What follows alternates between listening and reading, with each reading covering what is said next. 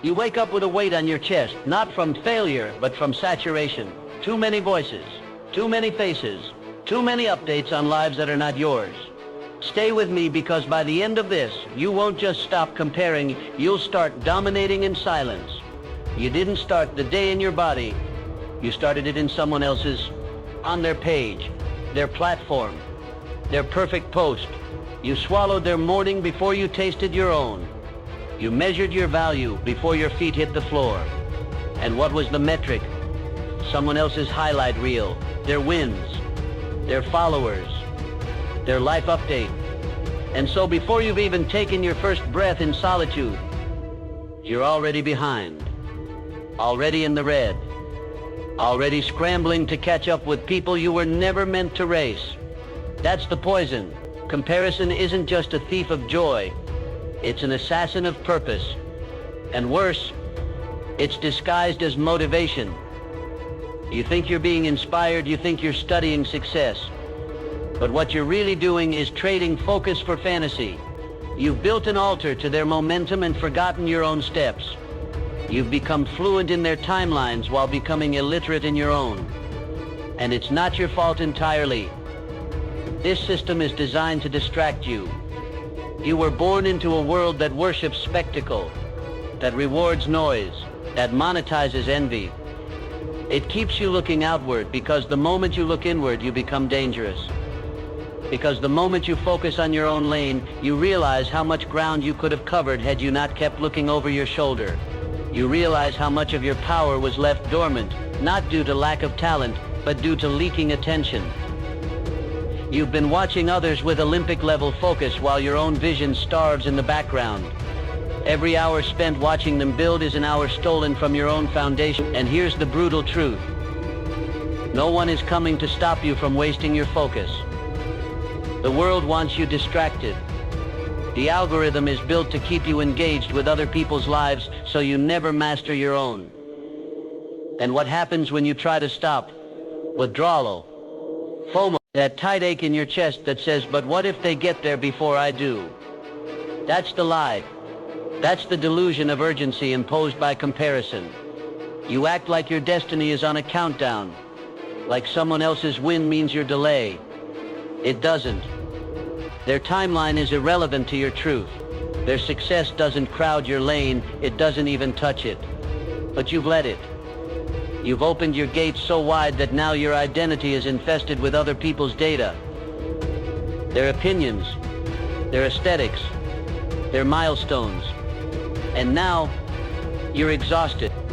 Not because you've worked hard, but because you've watched too hard. You're not burnt out from purpose. You're burnt out from passivity, emotional calories spent on lives that don't belong to you.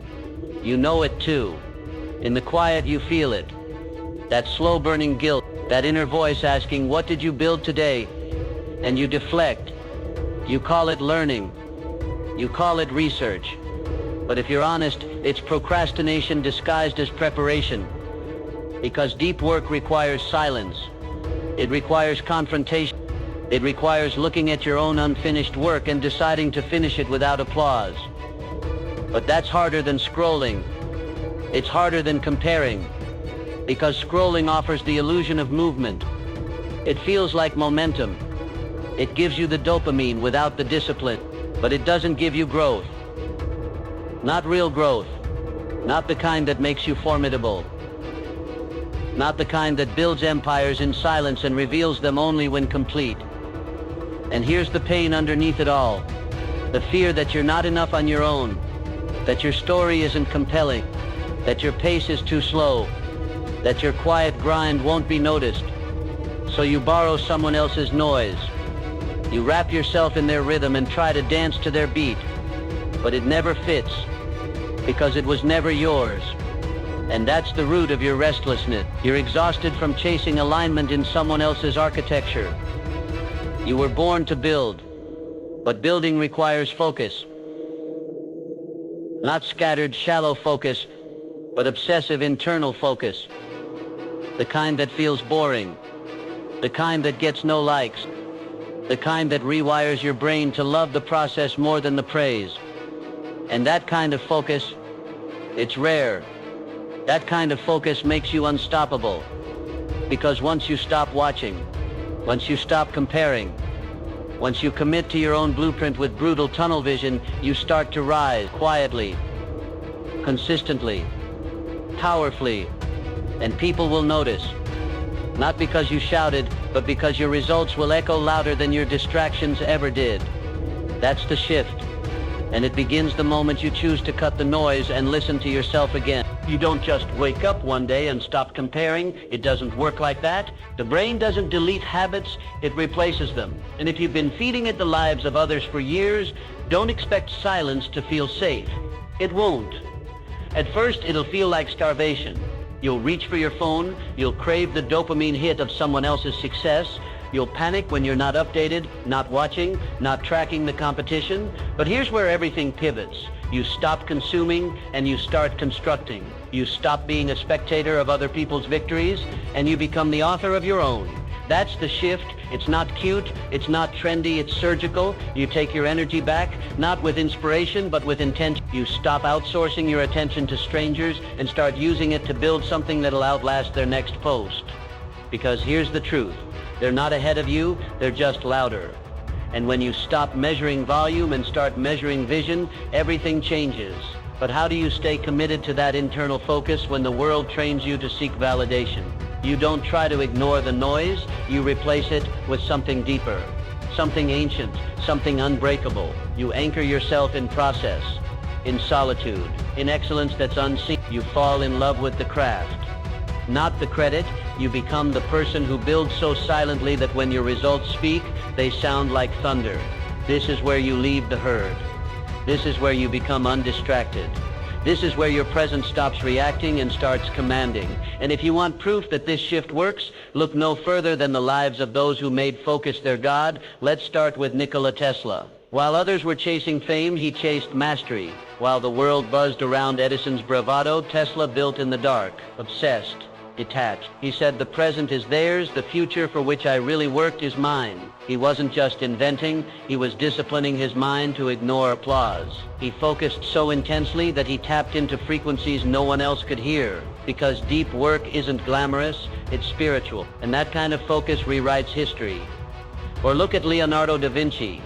Not just a painter, not just an inventor. A man who studied light, anatomy, engineering, and flight, not because anyone paid him to, but because he needed to know. He focused beyond the limits of his time. He didn't watch, he wondered. And that wondering became creation. He wasn't obsessed with other people's art, he was obsessed with exploring the silence of his own mind. That's legacy-level focus, and it never comes from watching, it comes from withdrawing. Even modern legends understand this. Kobe Bryant once said, "I never looked at the scoreboard." Let that sink in. One of the greatest competitors in sports didn't watch the score. Why? Because his focus was on the play, not the praise. The craft, not the clap. He trained at 4 a.m. while others slept, and while the world watched highlights, he was building them not for the world, but for the standard he carried inside. And that's the key internal metrics. You don't compare yourself to people, you compare yourself to your potential. So what's the shift? You stop feeding your distractions and start fasting from noise. You stop benchmarking your progress against timelines that aren't real. You stop scrolling and start sculpting. You train your brain to replace what are they doing with what am I building. You let go of the imaginary race and build your own kingdom, brick by focused brick, and eventually the silence that used to scare you becomes your sanctuary. The solitude that once felt empty becomes sacred, because in that quiet, you no longer hear the world, you hear yourself. You can't focus on your own life if your mind is still shackled to theirs. You can't build something timeless when your attention span dies every 15 seconds, and you will not rise if your focus remains fragile. This is the part where fantasy ends and discipline begins, because what separates those who watch from those who win isn't talent, it's training, mental training. Ruthless, repetitive, unsexy inner work, work done in silence, work done in moments when no one claps. You want to act like you're built for something great? You want to move through life like your name belongs in history books? Then you train your mind until it forgets how to be distracted. Mental strength isn't inherited, it's forged. And it starts with a decision, a clear, non-negotiable command that you will no longer rent your attention to anything that does not build your empire. No more casual checking, no more just 5 minutes, no more living in the digital shadows of other people's momentum. From this moment on, you become a curator of your mind. You decide what gets in, what gets repeated, what gets rewired, and if that sounds extreme, good, because greatness is extreme. You don't get to casually scroll your way to clarity. You carve clarity out of chaos. You earn it with every choice to focus when it's easier to drift. The average person checks their phone over 90 times a day. That's 90 chances to lose presence, to lose your edge, to leak energy into other people's lives while your own sits unfinished. You want to reclaim your focus? Start with this: zero compromise on your morning. The first hour is war. It's sacred. If the first thing you consume is someone else's voice, you've already told your mind their story matters more than yours. So before the world gets to name you, name yourself. Speak your identity aloud. Write it, cement it. I am the architect of my life. I do not divide my energy. I protect my attention like it's sacred currency, because it is. Let's be clear. This isn't about detox. This is about domination. This isn't about logging off for a day and calling it a cleanse. It's about rewiring the brain so that presence becomes your default, because what you do daily becomes what you believe permanently. And beliefs are not formed by inspiration, they're carved by ritual. That's where mental training happens, in the reps, in the friction, in the stillness you want to run from. Because until you learn to sit in the silence of your own vision, you'll always chase noise for relief. You want to know what Kobe Bryant did when he didn't feel like training? He trained anyway. He didn't wait for motivation, he moved through it. His workouts weren't optional, they were sacred. That's the standard you need: sacred action, daily.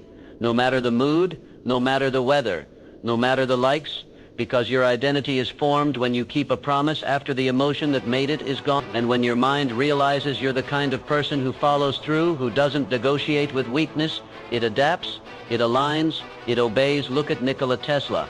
His mental training was so advanced, he didn't need a lab. His mind was the lab. He visualized entire machines, simulated them in his head, adjusted their flaws, and refined a design before ever building it. That's not magic. That's isolation, pulp focus, mental rehearsal.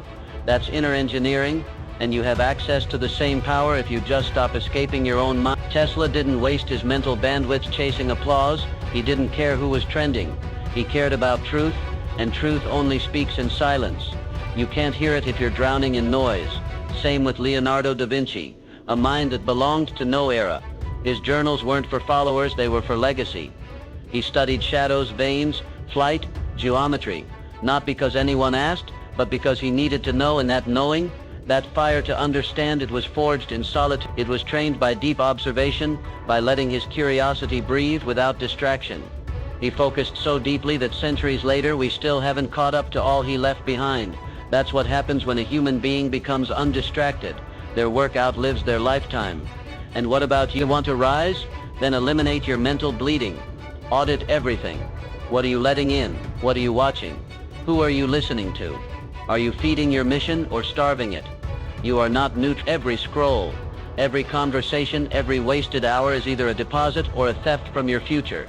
And if you're not building something, you're being built by someone else's agenda. Period. So let's talk tactical. You need a mental protocol. Every single day at the same time you do focus drills. Not for fun, for evolution. First, visualization. Not vague dreams, vivid rehearsals. You close your eyes and see yourself executing. In detail. See the keyboard, the camera, the field, the meeting, and not just the win, the process. Over and over, until your body starts preparing to move that way, automatically. Second, sensory discipline. Cold showers, breath work, minimalism. You train your nervous system to stay calm under friction. Why? Because the moment you master your state, you master your decision. Discomfort becomes normal. Urges lose their power. You don't get thrown off. You adjust. You override. You command. Third, internal dialogue tracking. You write down the lies your mind tells you. You're behind. You're not ready. Look at them. You write them, then rewrite them, daily. I am exactly where I need to be. I don't need to know them. I need to know myself. I move at the speed of mastery, not comparison. You program your thoughts like code, because your brain is hardware and words are software. Fourth, environment curation. You surround yourself only with voices that reinforce your vision, not dilute it, not distract it, reinforce it. You unfollow, unsubscribe, remove, delete, block, and silence anything that pulls your mind into the shallow, because your focus isn't just precious, it's royalty, and royalty doesn't apologize for building walls around the kingdom. You don't rise to the level of ambition, you fall to the level of your mental rituals. Repetition isn't boring, it's holy. So what does it all come down to? The world doesn't reward your potential, it rewards your pattern. You are not what you think, you are what you repeat. And if you repeat distraction, you become forgettable. But if you repeat focus, if you wake up every day and move like your vision is sacred, then your life becomes undeniable. No one sees the drill, no one applauds the silence. But the silence builds your strength, and one day when they ask how you built it all, you'll say, I stopped watching. I started training. I reclaimed my mind, and it gave me everything. This is where the weight shifts, where we drop from mindset to emotional structure. Because once your focus sharpens, life doesn't get easier, it gets louder. The moment you stop living for others, the pressure starts to rise. That's the paradox. The more internally aligned you become, the more externally chaotic the world seems. And here's the trap most fall into. They build mental discipline, but they forget to build emotional armor. They train their thoughts, but not their reactions. They learn to think, but they don't learn to stay steady. So the slightest wind of resistance knocks them off course. A single comment, a delay, a rejection, a cold stare, and suddenly all that clarity shatters. Why? Because the thoughts were strong, but the emotions were undisciplined. That ends now. Emotional mastery is not about being stoic like stone. It's not about pretending to feel nothing. It's about owning what you feel and choosing not to let it steer the ship. It's about seeing the wave coming, letting it hit and remaining unmoved. The world doesn't belong to those who feel the most. It belongs to those who respond with power, even when their insides are screaming. That's what greatness is. Internal chaos, external composure. You become dangerous not when you stop feeling, but when you stop flinching. Look around. Most people are ruled by their emotional triggers. They get praised, they work harder. They get ignored, they sulk. Someone doubts them, they overreact. Someone else succeeds, they spiral. This is what the world has created, emotional dependence on external validation. A mind that can focus, but a heart that cracks under silence. But that cannot be you. You're not building temporary momentum. You're building emotional permanence. The kind that holds fast when nothing goes your way. The kind that doesn't swing with likes, applause, or visibility. The kind that moves whether or not anyone is watching. That's emotional mastery. And emotional mastery doesn't arrive. It is forged. In moments that feel like punishment. When your work goes unnoticed. When the people you love don't understand you. When your progress doesn't match your expectation. In those moments your heart wants to break. Your mind wants to question. Your body wants to quit. And you pause. You breathe, you hold. You choose, not reaction, not escape. Control. Because when you can sit in the fire and still speak clearly, still move deliberately, still lead with precision, that's when your power stops being conditional. That's when it becomes unshakable. Think about Marcus Aurelius, Emperor of Rome. Daily responsibilities, plague, war, betrayal, family grief, political tension, and yet in his journals, he returns again and again to the idea of stillness. He wrote, "You have power over your mind, not outside events. Realize this and you will find strength." Marcus wasn't just writing, he was regulating, using words as anchors. He faced storms with such composure that history remembers him not for his emotion, but for his equilibrium. That's what leaders do. They regulate their states so others can stabilize theirs. Even the most volatile of minds can become trained. Look at Steve Jobs, a man once known for emotional volatility, who transformed over years of confrontation and loss into a calm, centered visionary. His emotional evolution is what made him a leader, not just a thinker. He learned to contain intensity without collapse, and when he returned to Apple after exile, he didn't scream. He moved with quiet finality. That kind of presence doesn't come from talent. It comes from emotional discipline, from learning how to stay level when life bends the rules. And this is the shift for you. Your emotions are not enemy. They are data, signals, energy. They are the storm, and the storm isn't the problem. Your reaction to it is. So here's your new code. When you feel emotion rise, don't react. Observe. Breathe. Go deeper. Most emotional instability isn't about the moment. It's about the meaning you attach to the moment. Someone critiques you, and you spiral, not because of the words, but because of what you made them mean. I'm not good enough. They don't respect me. I'm failing. But what if you stripped the story and saw the situation for what it is? Feedback. Resistance? A test? Emotional mastery is often not about reducing what you feel, but about rewriting the narrative underneath what you feel. Control the meaning and you reclaim the moment. Here's the emotional ritual. Every morning ask yourself, what emotional energy will I carry today? No matter what happens. Choose it, commit to it, anchor it. Whether it's calm, courage, gratitude, or fire, you decide. And every time life throws something to shake that state, you don't collapse. You re-anchor through breath, through internal repetition, through still posture and slow words. That's what emotional strength looks like. Not the absence of storms, but the ability to hold position while they pass. And if you want the fastest path to emotional mastery, limit your exposure to chaos. Your nervous system wasn't designed to absorb 300 opinions a day. You're not meant to feel 100 different people's emotions before breakfast. That much noise distorts your own emotional compass. Unfollow accounts that breed anxiety. Silence voices that don't reflect your values. Stop participating in conversations that add no clarity. You don't need to know what everyone feels. You need to know what you are committed to feel. Protect that energy like it's your oxygen, because it is. Emotional control is the art of owning your storm without drowning in it. You are not calm because life is easy. You are calm because you are trained. Here's the truth. Every emotional reaction is either a delay or a decision. It's either slowing you down or sharpening you up. You want to rise?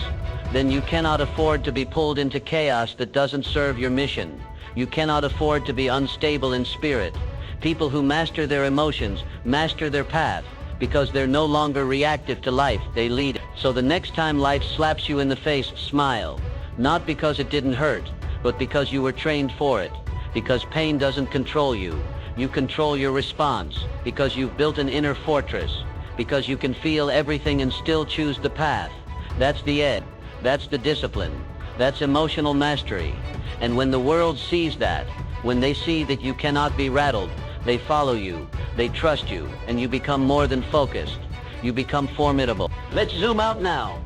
Zoom far beyond the distractions, the metrics, the milestones. Strip away the noise. Remove the deadlines.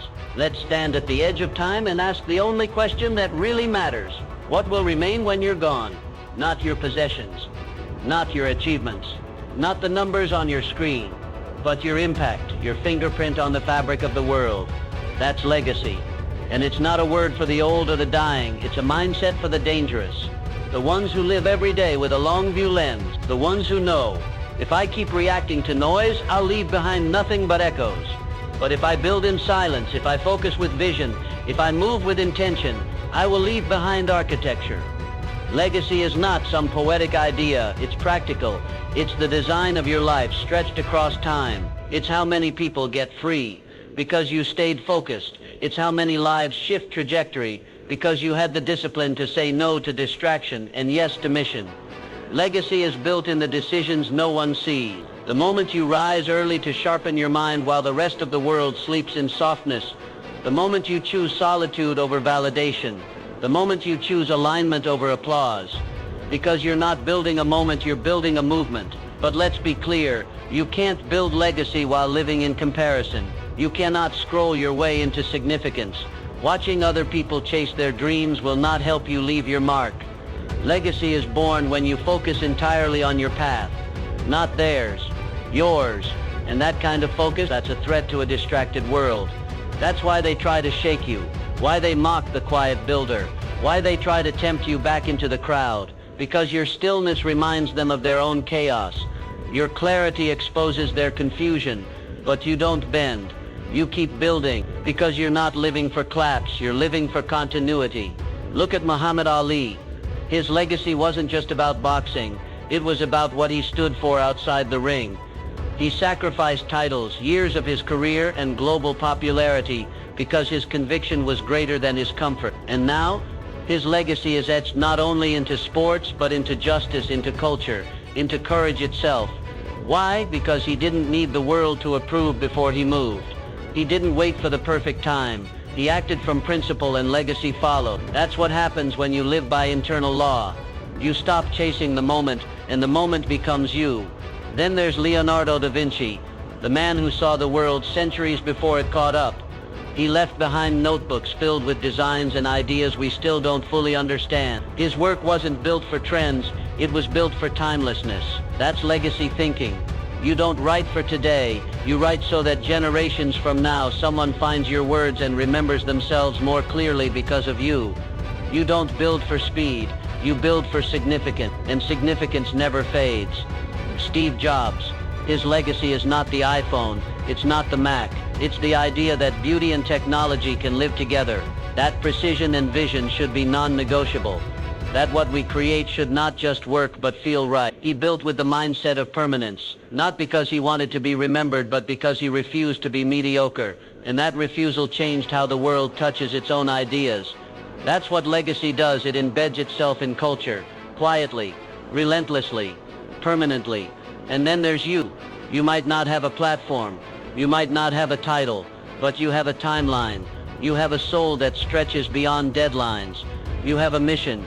You have the ability to speak, move, build, and impact. And the only question is, what are you doing with it? Are you giving it away to distractions, letting it die in comparison? Or are you treating every hour like a seed? Because that's what legacy is, seeding eternity with your energy. You don't have to be loud, you don't have to be liked, you just have to. So here's the shift. You stop chasing significance, and you start chasing service. Not in the shallow sense, not performative help, but real deep soul level service. You ask, what problem was I born to solve? What pain do I understand so clearly that I can teach others how to endure it? And then you get to work, quietly, daily, because legacy isn't built in a year, it's built in decades, through consistency, through conviction, through focus that outlasts fatigue. And if that sounds heavy, good, it should be, because this is not about motivation, it's about immortality. And immortality isn't found in going viral. It's found in becoming useful to your craft, to your people, to your future. You stop living like your life ends when you die. You start living like your impact will echo forever. That kind of mindset, that kind of long-range emotional commitment is the rarest form of power on this planet. And what do you need to build that kind of legacy? Not more followers, not more validation. You need vision. You need to be willing to be misunderstood in the short term so that you can be undeniable in the long term. You need to ignore the temptation to be seen now so that you can build something that will never be forgotten. You need to stop chasing relevance and start building resonance, because resonance lasts. It weaves into other people's lives and changes how they move. That's how you know you're operating at legacy level, when your presence changes people's posture. Legacy is when your name disappears but your impact keeps speaking. You're not here to impress, you're here to outlast. And maybe the most powerful truth is this: you won't be there to see your full legacy. You won't get to read the last chapter. That's the price of real impact. But you keep writing anyway, because you don't build for applause. You build because it's what you were born to do, because the future deserves the best of you, and because the world will feel it even if they never know your name. So now ask yourself, what are you building today that will still matter in 50 years? What are you creating that will whisper to your grandchildren's children and say they focused when others flinched, they built when others doubted, they remained when others quit? That's your legacy. Not a brand, not a bio, but a blueprint. Start building it now, not when you're ready, not when it's perfect. Now, because if you wait for legacy to find you, you'll leave behind nothing but dust. This is it. The final breath before the strike. The last step before the leap. This is where the lights fade, the voices quiet, and everything you've absorbed becomes decision. Not thought, not theory, decision. You've been told to focus. You've been trained to sharpen. You've begun anchoring yourself in silence, discipline, emotional stillness, legacy, but none of it matters if you don't act. Now, right here, because this is the final frame, The moment where you stop being a consumer of truth and become the carrier of it. The moment you stop dipping your toes into transformation and dive headfirst into your own fire. You've heard me say it. Stop watching. Stop comparing. Stop measuring your journey by the noise of people who don't even know your name. And now I need you to prove it. With presence, with posture, with power. Not tomorrow. Now. Because while you've been hesitating, someone else moved. While you debated your worth, someone else decided theirs. While you refreshed their updates, your greatness sat there unchosen. But this is where that pattern ends. This is where you become unavailable for distraction, unavailable for mediocrity, unavailable for emotional chaos. From this moment on, you are the center of gravity. Not because you're louder, not because you're perfect, but because you've chosen to move through life like your focus is a weapon and your presence is law. Let me ask you a question that should haunt you if you answer it wrong. How many more days will you sacrifice to distraction? How many more weeks will you bleed into timelines that don't build your future? How many more months will you keep waking up with the ghost of potential standing at the edge of your bed asking, why haven't you picked me up yet? Enough. It's over. Your enemy is not them. It's not the algorithm. It's not your past. It's the part of you that refuses to commit, that negotiates with weakness, that watches instead of works. And that part, that version, bury them. Bury them with your silence. Bury them with your decision. Bury them by becoming too focused to explain yourself. When you walk into a room from now on, walk like the air shifts when you enter. Not with arrogance, with authority. Walk like your name deserves to be remembered.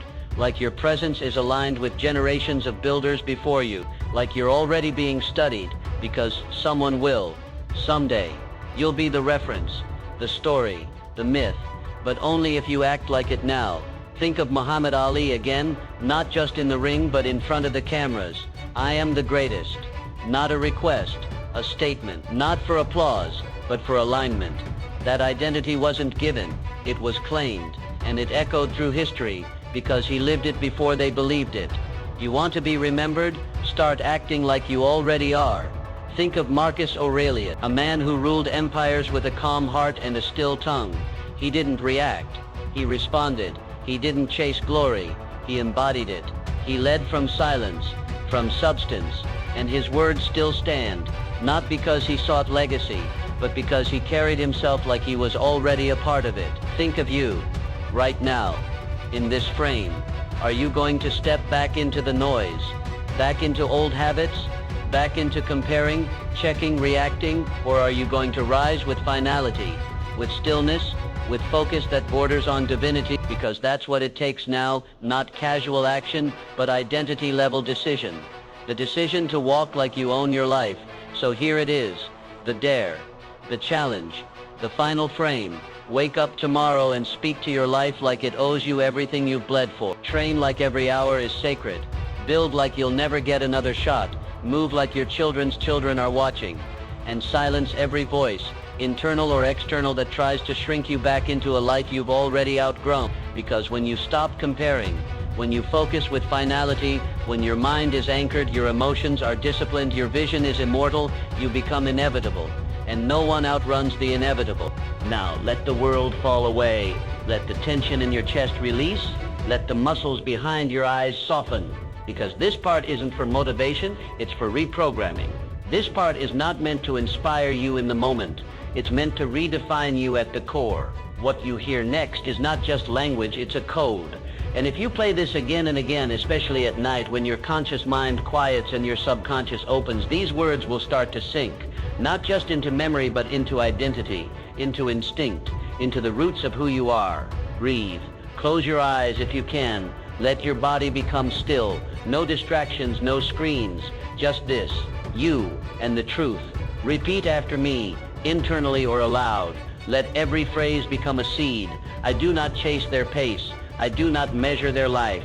I no longer look over my shoulder. I focus on my own. I build in silence. I become in stillness. I am not here to react. I am here to lead. I do not flinch when unseen. I do not seek applause. I create legacy from obedience to my purpose. Every day I return to my path. Every moment I reclaim my energy. Every breath I realign with focus. I will not break. I will not bend. I am unshakable in my solitude. I am dangerous in my silence. Now breathe in, let it land, let it imprint. This is how you override the old program, not by trying harder, but by remembering deeper. Repetition creates belief, and belief creates behavior, and the behaviors you repeat, they write your destiny in real time. So tonight, before you sleep, play this again, not because you need more hype, but because the part of you that still doubts needs to hear your new identity one more time. That quiet part of you hidden beneath the noise needs to feel certainty, not from the world, from you. This is the new loop. I don't look at others. I don't compare. I build. I train. I focus. I finish. And when they ask what changed, you won't need to say anything. Your presence will say it all. Remember the line that hit you hardest, then keep repeating that line in your mind tonight and let it rewire your subconscious.